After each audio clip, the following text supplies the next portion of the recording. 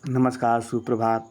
मैं सत्येंद्र कुमार मौर्य लक्ष्मी प्रसाद memorial public school गोला बाजार गोरखपुर से आज हम सभी लोग गोस्वामी तुलसीदास जी द्वारा रचित राम लक्ष्मण परशुराम संवाद नामक पाठ का अध्ययन करेंगे। जैसा हम सभी लोग जानते हैं कि राम लक्ष्मण परशुराम संवाद गोस्वामी तुलसीदास जी के रामचरितमानस के बालकांड से लिया गया है। तो आइए हम देखें कि किस प्रकार से लक्ष्मण जी परशुराम जी को अपने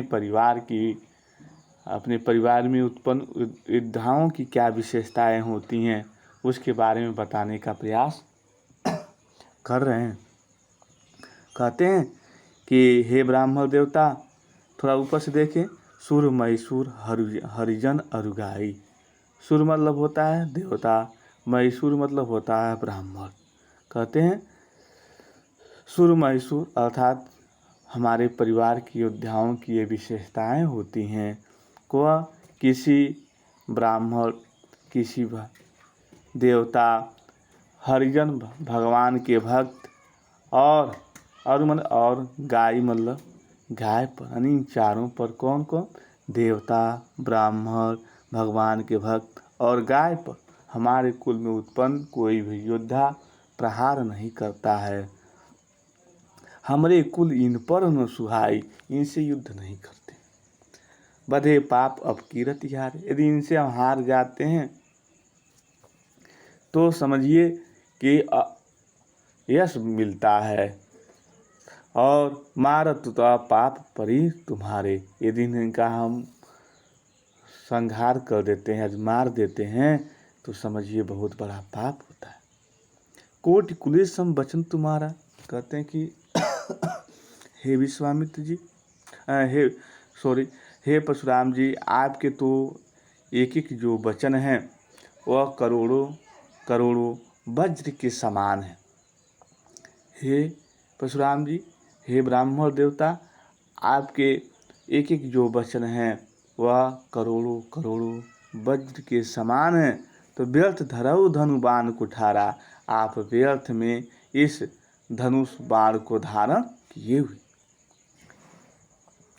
जो बिलोक अनुचित कहे, कहते हैं कि हे ब्राह्मण देवता, यदि मैंने ऐसे शब्द यदि कह दिए हों जिससे आपका मान सम्मान को ठेस पहुंचा हो, यदि मेरे शब्दों से आपके मान सम्मान प्रतिष्ठा में किसी प्रकार का धब्बा लगा हो, तो ऐसे स्थिति में ऐसे शब्दों को वापस लेता हूँ। कहते हैं जो बिलोक अनुचित के, हे महामुनि, हे ब्राह्मण देवता, यदि मैंने कुछ ऐसा अनुचित कह दिया हो जिससे आपका अपमान हुआ हो, तो करे क्षमऊ महामुनि धीर, ऐसे शब्दों को, ऐसे अपराध के लिए मैं हाथ जोड़ से आपसे प्रार्थना करता हूँ। सुनि सरोस भृंगवंश मणि, भृंगवंश अर्थात भृंगमणि परिवार के शिरोमणि या मणि समान परशुराम जी लक्ष्मण जी की बातों को सुनते हैं और बहुत क्रोध को धारण करते हुए गंभीर भाव में बोले कि क्या बोलते हैं? कौशिक, कौशिक किसके लिए है? विश्वामित्र जी के लिए। कहते हैं कौशिक सुनो मंद यह बालक, हे कौशिक सुनो, हे विश्वामित्र जी सुनो, यह बालक बड़ा कुबुद्धि है, बड़ा कुबुद्धि है, मंद बुद्धि का है, कम बुद्धि वाला है, कुटिल और दुष्ट भी है। अपनी दुष्टता के वजह से यह काल के वश में, काल के एकदम समीप आ गया है। निज कुल घालक, और ऐसे बालक अपने कुल के लिए कलंक होते हैं। कहते हैं भानुवंश, भानु मतलब होता है सूर्य, वंश मतलब वंश परिवार, सूर्य वंश में कहते हैं कि सूर्य वंश रूपी वंश अर्थात सूर्य रूपी वंश में चंद्रमा रूपी कलंक है। ये क्या है? चंद्रमा रूपी कलंक है। निपट निरंकुश अवध असंग, कहते हैं कि ऐसे जो बालक होते हैं बिल्कुल उदंड, मूर्ख और निडर है। कहते हैं बिल्कुल उदंड भी है और मूर्ख भी है और निडर है। यह अभी क्षण मात्र में ही काल का ग्रास बन जाए। काल कवल हो ही क्षण माही, कहो पुकार खरो मोहि। कहते हैं काल कवलु हो ही क्षण माही, यह क्षण मात्र में ही यह काल का ग्रास बन जाएगा। कहो पुकार खोर मोहि नाही। और कहते हैं कि इस तरह से वह सभा को भी संबोधित करते हुए कहते हैं कि मैं पुकार के कह रहा हूँ, बाद में मेरा दोष नहीं रहेगा। मैं सभा को पुकार के कह रहा हूँ कि बाद में कोई मेरा दोष नहीं देगा। यदि यह अभी मारा जाए तो मुझे किसी प्रकार का दोष न देना। कहो पुकार खोर मोहि नाही, तुम हटकहु जो चहु उबारा। कहते हैं कि यह सब सुनकर लक्ष्मण जी ने कहा, हे मुनि आपके नहीं, थोड़ा ऊपर से देखें और कि तुम हटकहु जो चहु उबारा। कहते हैं इसे यदि तुम इसे बचाना चाहते हो, परशुराम जी कहते हैं विश्वामित्र जी इसे तुम बचाना चाहते हो तो इसे हमारा प्रताप, तुम हटकहु सो चरहु उबारा। यदि तुम इसे हमसे बचाना चाहते हो तो ऐसे स्थिति में हमारा जो प्रभाव है, कई प्रताप बल रोषु हमारा, मेरे प्रताप के बारे में, मेरे बल के बारे में, मेरे क्रोध के बारे में कहते हैं हमारा प्रताप बल और क्रोध के बारे में बताकर समझा दो। किससे कहते हैं परशुराम जी? विश्वामित्र जी से कहते हैं कि इस बालक को बचाना चाहते हो तो जो मेरी विशेषता है, जो हमारा प्रताप है, बल है, रोष है, क्रोध है, उस सब को बता के समझा दो। लखन कहु मुनि सुझो तुम्हारा। लखन जी सुनते हैं तो कहते हैं कि कहा, हे मुनि आपके यश का वर्णन आपके रहते और कौन कर सकता है। लखन कहु मुनि सुझो तुम्हारा, तुम्हें अक्षत को बदने बारा। लखन जी कहते हैं कि हे मुनि आपके रहते ही आपके यश का वर्णन दूसरा कौन कर सकता है। कई तुम्हें अक्षत को बदने बारा, अपने मुँह तुम आपन करनी। कहते हैं अपने मुख से ही अपने कार्यों का वर्णन अनेकों बार कई तरह से किया है। और इस तरह से कहते हैं लखन जी कि आप अपने मुख से ही अपनी प्रशंसा का वर्णन कीजिए। यदि इतना कहने पे भी आपको संतोष नहीं हुआ है तो दोबारा कुछ कह डालिए। अभी तक तो आप इतना कह लिए। कहते हैं कि अपने मुँह तुम आपन करनी, बार अनेक भांति बहुबनी। आप तो बार बार अपनी विशेषताओं को, अपनी युद्धता को बता रहे हैं। नहीं संतोष नहीं पुण्य कछु कहो। यदि इतनी बार बताने के बाद भी आपको संतोष नहीं हुआ है तो एक बार और बता दीजिए अपनी विशेषताओं को। जन ऋषि रोक दुसौ, तो अपने क्रोध को रोक कर, कहते हैं अपने क्रोध को रोक कर आसानी दुख को मत सही। कहते हैं अपने क्रोध को रोक कर आसानी दुख मत सहिए। वीरवती तुम धीर अशोभा। कहते हैं आप वीरता के व्रत को धारण करने वाले हैं। आप वीरता के व्रत को धारण करने वाले हैं, धैर्यवान और शांत स्वभाव के हैं। वीरवती तुम धीर अशोभा, गारी देत न पाहुन शोभा। आप धैर्यवान भी हैं, शांत स्वभाव के हैं, गाली देना आपको शोभा नहीं देता। किसको कौन कह रहा है? लक्ष्मण जी कह रहे हैं। किसे कह रहे हैं? परशुराम जी को कह रहे हैं। आगे कहते हैं कि सूर समर करनी करही, कही न जना वही आप, विद्यमान रन पाए रिपु, कायर कथई प्रताप। कहते हैं कि सूर मतलब क्या होता है? सूरवीर होता है। समर क्या होता है? युद्ध का भूमि होता है, युद्ध का मैदान होता है। कहते हैं जो सूरवीर होते हैं वह युद्ध भूमि में अपनी सूरवीरता के कार्य करके अपना परिचय देते हैं। कहते हैं जो सूरवीर होते हैं वह युद्ध के मैदान में अपनी सूरवीरता के कार्य करके अपना परिचय देते हैं। कहकर अपने को नहीं जानते, अपने को अपनी परिचय अपना जो, हाँ लक्ष्मण जी ये कहते हैं परशुराम जी से कि जो सूरवीर होते हैं तो सूरवीर अपनी वीरता का परिचय युद्ध के मैदान में जाकर देते हैं, न कि कह कर देते हैं, न कि कह कर देते हैं। युद्ध भूमि में अपने सामने सत्य को देखकर कायर ही अपने प्रताप की डींग हाका करते हैं। यह जो काम कर रहे हैं आप, अपनी प्रशंसा बता रहे हैं, यह काम युद्ध भूमि में जो कायर योद्धा होता है वह अपनी लंबी लंबी डींगे हाँकता है, अपनी प्रशंसा बताता है। इस तरह से कहते हैं। तो सच्चे सूरवीर की विशेषता लक्ष्मण जी ने क्या बताई है कि सच्चा सूरवीर वह होता है जो अपना परिचय युद्ध के मैदान में देता है, न कि अपने मुख से अपनी विशेषताओं को बताकर देने का प्रयास करता है। ठीक है, तो आइए अगला थोड़ा सा पैराग्राफ देखें हम कि तुम तो काल हाक जनुलावा, बार बार मोहि लागी बुलावा, सुनत लखन के वचन कठोरा, परशु सुधारी धरव कर घोरा। कहते हैं कि तुम तो काल हाक जनुलावा, हे ब्राह्मण देवता, हे परशुराम जी, आप तो जैसे बार बार आवाज लगा काल को मेरे लिए बुला रहे हैं। तुम तो काल हाक जनुलावा, बार बार महिला की बुलावा। आप तो ऐसे आवाज लगा रहे हैं जैसे काल को मेरे लिए बुला रहे हैं। लक्ष्मण जी के इस प्रकार के वचन, कठोर वचन सुनकर परशुराम जी ने लक्ष्मण जी के इस प्रकार से कठोर वचन सुनकर परशुराम जी ने अपने भयानक फरसे को सुधार कर अपने हाथ में पकड़ लिया। सुंदर लखन के वचन कठोरा, परशु सुधारी धरव कर घोरा।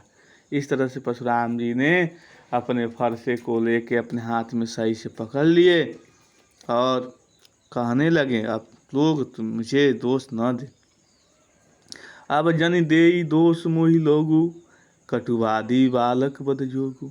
अब लोग मुझे इस संसार के लोग दोष नहीं देंगे, क्योंकि ये कटुवादी, ठीक, कड़वा बोलने वाला व्यक्ति को कटुवादी कहते हैं। ये कटुवादी जो है, कड़वा बोल वाला जो बालक है, ये वध की योग्य है, वध योग्य हो गया है। मैं अभी तक इसे बालक समझ के छोड़ देता था, बचाता था, किंतु यह सचमुच मरने ही आ गया है। अब इसे मारने से कोई बचा नहीं सकता। फिर विश्वामित्र जी तुरंत देखें, विश्वामित्र जी ज़्यादा हो गया तो बाल बिलो की बहुत मैं बाचा। परशुराम जी कहते मैं इसे बालक समझ के इसकी हर एक गलती को मैंने नज़रअंदाज कर दिया, अच्छा माफ़ कर दिया, लेकिन फिर भी अब यह मननिहार भा साचा, लेकिन यह अपनी गलतियों से मरने के एकदम करीब आ गया। कौशिक कहा क्षमाऊंगा अपराधो। विश्वामित्र जी जब देखते हैं कि परशुराम जी और लक्ष्मण जी एकदम करीब आ जाएंगे तो विश्वामित्र जी खड़े हो जाते हैं, कहते हैं कौशिक कहा क्षमाई अपराध। विश्वामित्र जी कहते हैं हे ब्राह्मण देवता, क्षमा कर दीजिए, माफ़ कर दीजिए। बाल दोष गुण गणई न साधु। साधु लोग जो होते हैं, संत लोग होते हैं, बालकों के, छोटे छोटे बच्चों के गुण दोष को गिनते नहीं हैं। खर कुठार में अकरुण कोई। और इस तरह से कहते हैं कि जब विश्वामित्र जी इस तरह से कहते हैं, परशुराम जी बोले तीखी धार कुठार और मुझ दया रहित तो क्रोधिक समुख्य गुरुद्रोही उत्तर दे रहा है। कहते हैं कि खर कुठार में अकुरन कोई, आगे अपराधी गुरुद्रोही।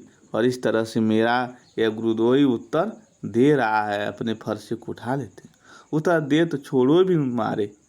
कहते हैं कि इतना होते हुए भी मैं इसे बिना मारे छोड़ रहा हूँ, सो हे विश्वामित्र। कहते हैं उत्तर दे छोड़ो भी न मारे, केवल कौशिक शील तुम्हारे।